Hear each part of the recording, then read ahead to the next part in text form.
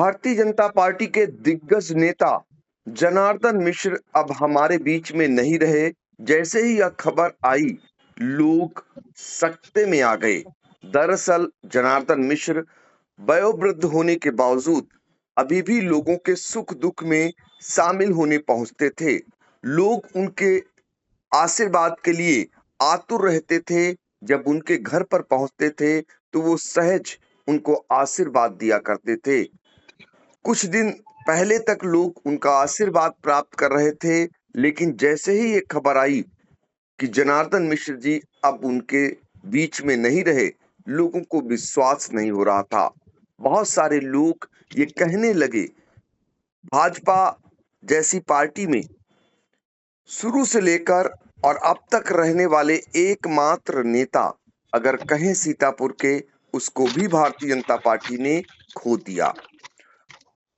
आर्यनगर स्थित उनके घर से उनकी शव यात्रा पार्टी कार्यालय ले जाई गई है और यहां से जहां पर उनका जन्म हुआ हरगांव शव यात्रा को ले जाया जाएगा। भारतीय जनता पार्टी के तमाम बड़े नेता शव यात्रा में शामिल हैं और इस बीच हरगांव से संवाददाता अनूप रस्तोगी भी साथ में चल रहे हैं। इस समय फोन लाइन पर जुड़ चुके हैं। अनूप रस्तोगी, ये बताइए कि जनार्दन मिश्र जी का पूरा राजनीतिक जीवन भारतीय जनता पार्टी जनसंघ की सेवा में लगा रहा। उनके राजनीतिक जीवन पर जरा प्रकाश डालिए। जी पंकज जी, आपको बता दें कि जनार्दन प्रसाद मिश्र जो है ये हरगांव के मूल निवासी हैं, मोहल्ला जोशी टोला के। और इनका जन्म जो है जुलाई 39 में हुआ और इनका यहीं हरगांव में ही जन्म हुआ। और इन्होंने प्रारंभिक शिक्षा जो है ओएल इंटर कॉलेज से जो है प्राप्त किया। उस समय कोई कॉलेज स्कूल हरगांव में नहीं थे, तो ओएल इंटर कॉलेज में रहकर, आवास में रहकर वहाँ जो है शिक्षा ग्रहण की। फिर इन्होंने लखनऊ विश्वविद्यालय से बीएससी जो है बायोलॉजी से जो है इन्होंने स्नातक परीक्षा पास की। 2 बार ये पीएमटी के उसमें बैठे, डॉक्टर शायद बनना चाह रहे हों, लेकिन सफल नहीं हो सके। फिर उन्होंने लखनऊ विश्वविद्यालय से ही एलएलबी किया, वकालत पढ़ी और सन 62 में इन्होंने वकालत कंप्लीट की और सन 62 में ही ये सीतापुर जो है कोर्ट में वकालत इन्होंने प्रारंभ किया। और इनकी वकालत जो है चलती रही। और आपको एक बात ये भी बता दें कि ये जब हरगांव से सीतापुर आए हैं तो ये लगभग 18 वर्ष जो है सत्येंद्र श्रीवास्तव जो वकील रहे हैं उनके मकान में ये किराए से रहे हैं। और 62 से वकालत करते हुए लगातार इन्होंने जो है 18 वर्ष किराए पर रहकर यहीं अपना मकान धीरे धीरे करके बनाया।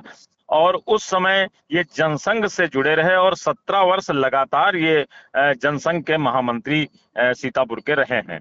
इसके बाद जनसंघ के अध्यक्ष भी रहे। और आपको बता दें कि 1980 में जब भारतीय जनता पार्टी का गठन हुआ तो इसके बाद इनको जिला अध्यक्ष बनाया गया और ये 3 बार पार्टी के जो है जिला अध्यक्ष रहे। फिर पार्टी ने इनको 1984 में पहला लोकसभा चुनाव सीतापुर संसदीय क्षेत्र से लड़ाया। वो भी दिग्गज नेता राजेंद्र कुमारी वाजपेयी जो कांग्रेस की दिग्गज नेता थी, उनके विरुद्ध इन्होंने चुनाव लड़ा, लेकिन जो है चुनाव हार गए। फिर 1991 में इन्होंने राजेंद्र कुमारी वाजपेयी को ही पराजित करके पहली बार ये सांसद बने। और चूंकि छवि जो जैसी इनकी जानी जाती है कि बहुत ही ईमानदार छवि रही इनके कार्यकाल की और हर तरीके से, तो इनको बहुत ही महत्वपूर्ण अटल बिहारी वाजपेयी की सरकार में बहुत ही महत्वपूर्ण ये समितियों के सदस्य रहे, जिसमें से रक्षा समिति के जो है सदस्य रहे। और कई इनकी जो इन्होंने सुझाव दिए हैं उन पर आज भी अमल हो रहा है, ऐसा लोगों से जानकारी में प्राप्त हुआ है। और फिर ये दोबारा 1998 में पुनः सांसद चुने गए और उस समय इन्होंने मुख्तार अनीस को चुनाव हराया था। और लेकिन वो सरकार बहुत दिन तक नहीं चली थी और 13 महीना जो है ये सांसद रहे हैं। इसी बीच 1997 में जो है अवध प्रांत के अध्यक्ष बनाए गए और राष्ट्रीय कार्यकारिणी के राष्ट्रीय परिषद जो है उसके सदस्य जो है ये रहे हैं। ये इनका इतिहास रहा है आज तक। बिल्कुल। तो जनार्दन मिश्र जी का राजनीतिक इतिहास क्या रहा, ये बता रहे थे हमारे सहयोगी अनूप रस्तोगी।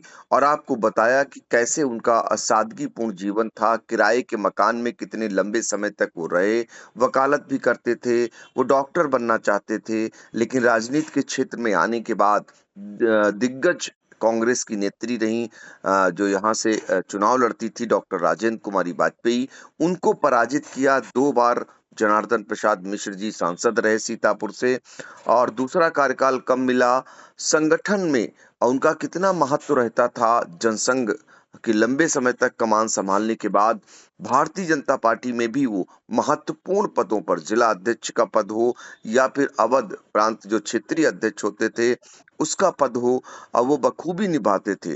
राष्ट्रीय कार्य परिषद के वो सदस्य भी रहे, और तमाम ऐसी जो समितियां जो सरकार में होती थी महत्वपूर्ण, उसका भी उन्होंने जिम्मेदारी से निर्वहन किया। राजनीति के क्षेत्र में एक ईमानदार नेता के रूप में उनकी पहचान होती थी। इसका अंदाजा इसी बात से लगाया जा सकता है कि महज 1200 स्क्वायर फीट वाले मकान में वो आर्यनगर के रहते थे।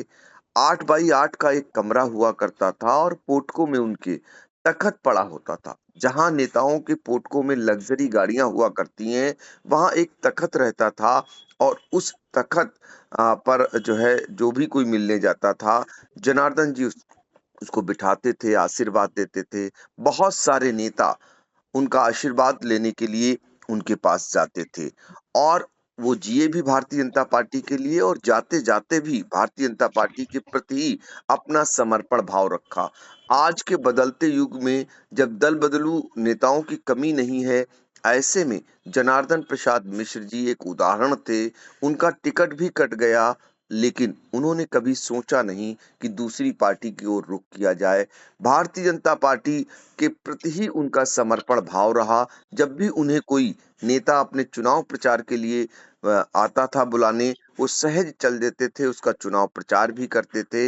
हालांकि वो लास्ट समय में जब आई इंडिया ने उनसे बातचीत की थी, तो आज की भारतीय जनता पार्टी को लेकर तमाम सवाल भी खड़े करते थे कि जब वो हुआ करते थे क्या आदर्श होते थे, क्या मूल्य होते थे, और आज की भारतीय जनता पार्टी में जो टिकट का वितरण हो, पार्टी के कार्यकर्ताओं को समाहित करने की बात हो, उनके स्वाभिमान की बात हो, तो बड़ा बदलाव देखने को मिला। इससे वो कहीं न कहीं दुखी भी होते थे, और कहीं न कहीं वो जो है इस पर नाराज़गी भी जता देते थे।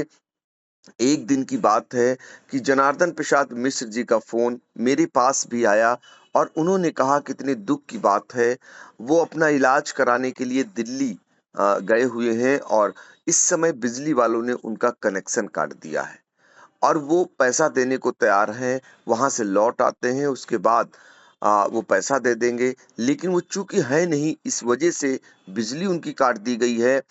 तो उनका उनका फ़ोन मेरे पास आया और कहा आपके अधिकारियों से बातचीत होती होगी, आप ज़रा बोल दीजिए। मैंने बोला, और वो ठीक हुई, और मैंने नाराज़गी भी जताई कि एक ऐसे नेता जो ईमानदारी के लिए जाना गया है, जो पार्टी के प्रति समर्पित रहा हो, और उनकी लाइट काट देना, तो जो उच्चाधिकारी थे बिजली के उन्होंने कहा मेरे संज्ञान में नहीं है, वो नीचे ज़रूर कहते हैं और इसको ठीक कराते हैं। ठीक हो गई, फिर उनका फ़ोन आया, और उन्होंने धन्यवाद ज्ञापित किया। जी उनके पंकज जी, आपको ये भी बता दें कि जो है जो आपने बात किया उनकी ईमानदारी और सादगी की, तो उसी का ये कारण है कि उनकी ईमानदारी को देखते हुए, उनकी सादगी को देखते हुए, उनकी पार्टी के प्रति निष्ठा को देखते हुए आपको बता दें उनके हरगांव स्थित आवास पर, आपको बता दें कि जो द्वितीय सरसंघ चालक हैं माधवराव सदाशिवराव गोलवरकर गुरुजी जिनको कहते हैं, वो इनके यहाँ आए। अटल बिहारी वाजपेयी भी इनके आवास पर आ चुके हैं। जो पार्टी के प्रेरणा स्रोत हैं पंडित दीनदयाल उपाध्याय, वो भी इनके आवास पर यहाँ आ चुके हैं। और चतुर्थ सरसंघ चालक प्रोफेसर राजेंद्र सिंह रज्जू भैया, वो भी यहाँ आ चुके हैं। और पार्टी में जिनका बहुत समझ लीजिए क्रेज था, जो जो जिन्होंने रामायण में रावण का पार्ट किया था, अरविंद त्रिवेदी, वो इनके घर जो है भोजन पे आ चुके हैं। साथ ही आपको बताएं कि राम जन्मभूमि आंदोलन में भी बड़ी सक्रिय भूमिका आपकी रही, और बहुत दिनों तक लखीमपुर जेल में रहे। बिल्कुल, तो देखिए ये होता है सादगीपूर्ण जीवन जीने का, ये होता है ईमानदारी से राजनीति के क्षेत्र में रहने का। और आपको ये भी बता दें कि हर गाँव की अपनी संपत्ति जनार्दन प्रसाद मिश्र ने सरस्वती विद्यालय को समर्पित कर दी है। देखिए कि नेता जाते समय क्या कुछ अपने लिए जुटाते हैं, और एक नेता जिन्होंने आदर्श स्थापित किया, अपनी जो संपत्ति थी उसको सरस्वती विद्यालय को समर्पित किया। आप सोचिए, कामना करिए कि उसी कस्बे में जब वो थे तो वहाँ कोई विद्यालय नहीं था, उन्हें पढ़ने के लिए ओयल जाना पड़ता था जो लखीमपुर जनपद में पड़ता है। और जाते-जाते उन्होंने अपनी संपत्ति को सरस्वती विद्यालय को समर्पित कर दिया। ये बताइए अनूप जी, अब तक वहाँ कौन-कौन भारतीय जनता पार्टी के नेता अंतिम दर्शन के लिए पहुँचे हैं?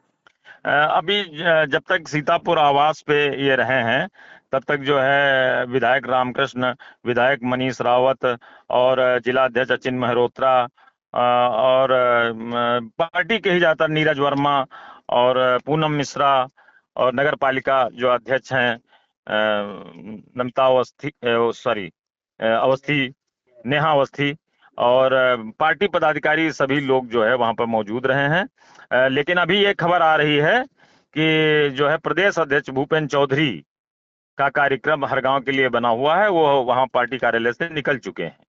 बिल्कुल, भारतीय जनता पार्टी के प्रदेश अध्यक्ष भूपेंद्र चौधरी पहुंच रहे हैं अंतिम दर्शन के लिए जनार्दन प्रसाद मिश्र के। और आपको बता दें कि लखनऊ मुख्यालय से भारत दीक्षित और अशोक तिवारी भी पहुंचे हुए थे अंतिम दर्शन के लिए। तमाम भारतीय जनता पार्टी के वो नेता जो वास्तविक रूप से भारतीय जनता पार्टी से जुड़े हुए हैं, वो अपने नेता के अंतिम दर्शन के लिए पहुंच रहे हैं। कुछ ही देर बाद आज अंतिम संस्कार भी उनका कर दिया जाएगा। उनके पैतृक जो कस्बा है, उनका हरगांव, वहां उन्हें ले जाया जा रहा है। और उसी में हमारे संवाददाता अनूप रस्तोगी भी साथ-साथ चल रहे हैं और वहीं से सारा हाल हमें बता रहे हैं। चूँकि जनार्दन प्रसाद मिश्र एक आदर्श थे राजनीति के क्षेत्र में, एक उनकी पहचान थी ईमानदारी की। मैंने आपको बताया कि जो 2 बार का सांसद रहा हो, भारतीय जनता पार्टी के कई महत्वपूर्ण पदों पर रहा हो और 1200 स्क्वायर के फीट के मकान में शहर में रह रहा हो, और पोर्टको में गाड़ी खड़ी होने के बजाय वहाँ तख़्त पड़ा रहता हो, 8 बाई 8 के कमरे में वो रहते हों, तो आप अंदाज़ा लगा सकते हैं। अनूप जी, आखिर में जानना चाहेंगे कि जनार्दन प्रसाद मिश्र जी के परिवार में कौन-कौन है? इनके परिवार में जो है 2 बेटे हैं। एक बेटा जो है इनका असिस्टेंट इंजीनियर इसमें परिवहन विभाग में थे, वो कल ही रिटायर हुए हैं। और उनके भी 2 लड़के हैं, मतलब 3 पोते हैं इनके और एक जो है पौत्री है, और एक बेटा इन्हीं के साथ में रहता है। ये परिवार है इनका। तो देखा आपने, ये परिवार है और फिलहाल एक आदर्श सभी ने खो दिया राजनीति के क्षेत्र में। एक ईमानदारी का जो मिसाल दी जाती थी राजनीति के क्षेत्र में, एक निष्ठा की जो मिसाल दी जाती थी कि पार्टी के ऐसे समर्पित नेता जिनका टिकट कटने के बावजूद पार्टी के प्रति समर्पित हैं और बावजूद इसके वो पार्टी के लिए ही सोचते हैं आखिर तक। तो आप अंदाज़ा लगा सकते हैं ऐसे नेता को हर कोई नमन करना चाहता है। आज सीतापुर में शोक की लहर जैसी दौड़ गई है।